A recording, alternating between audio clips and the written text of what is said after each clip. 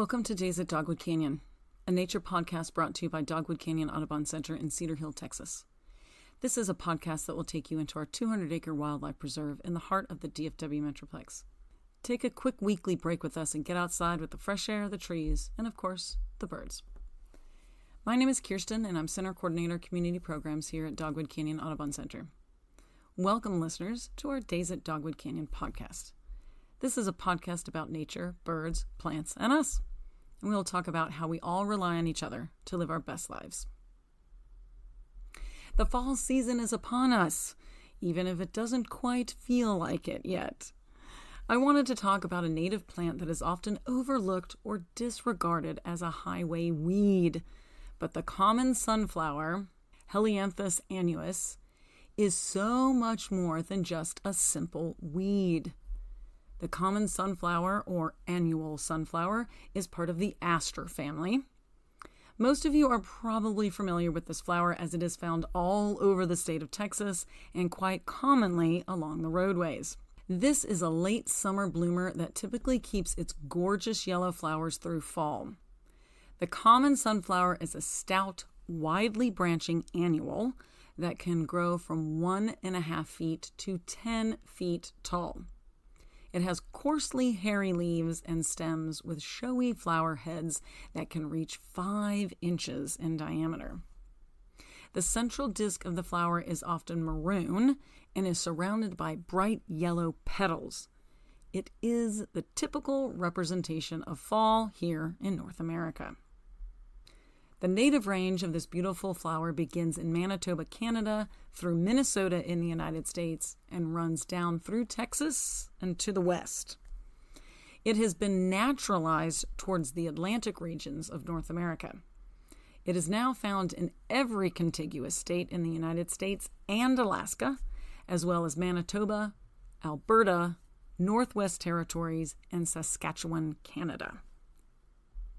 This plant does best with medium water use, full sun, and dry soil. It is often found in dry, disturbed clays or heavy sands. This is an annual, so each plant lives only 1 year, but it spreads rapidly by seed, especially in disturbed areas. That's why we see so many of them along the side of the road. It does have an allelopathic effect on other plants, which means it prevents other plants from growing too close to it through the release of chemicals in the ground. This is why we often see them growing alone along the side of the road.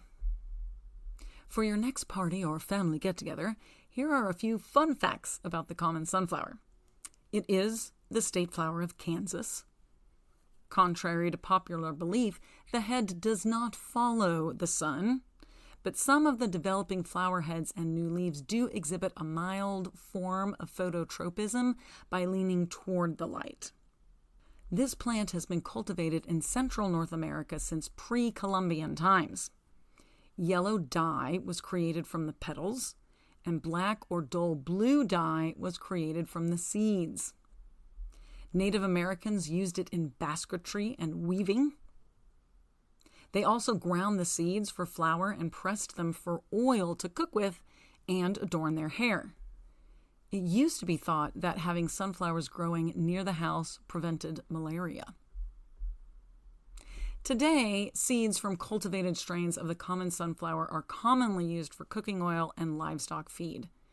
Many variants have been cultivated from the Helianthus annuus, some with one large seed head, and some with maroon petals on the flower. This is a great flower for wildlife support. Birds will eat the seeds as they dry. Native bees utilize this flower as a pollinator plant that blooms just as they're readying their nests and larvae to survive the winter months. Honeybees also like the valuable late-season nectar. I just saw sugar ants farming aphids on the underside of the leaves in our prairie the other day. How cool is that? Actually getting to see ants farm aphids. So this is a great plant to add to your garden, but keep in mind it will get tall. You'll want to place it along a fence or side of a building so it doesn't cast too much shade on the rest of your garden or prevent plants from growing. Where can you find this amazing plant at Dogwood Canyon Audubon Center? We have many of them growing in our Blackland Prairie Pocket Prairie in front of the building. It is a great opportunity to see this plant up close and see some of the native bees utilizing its nectar. Don't worry, native bees do not sting. Just let them buzz by and they won't even notice you. So listeners, I hope to see you all out at Dogwood Canyon Audubon Center soon, looking for the common sunflower.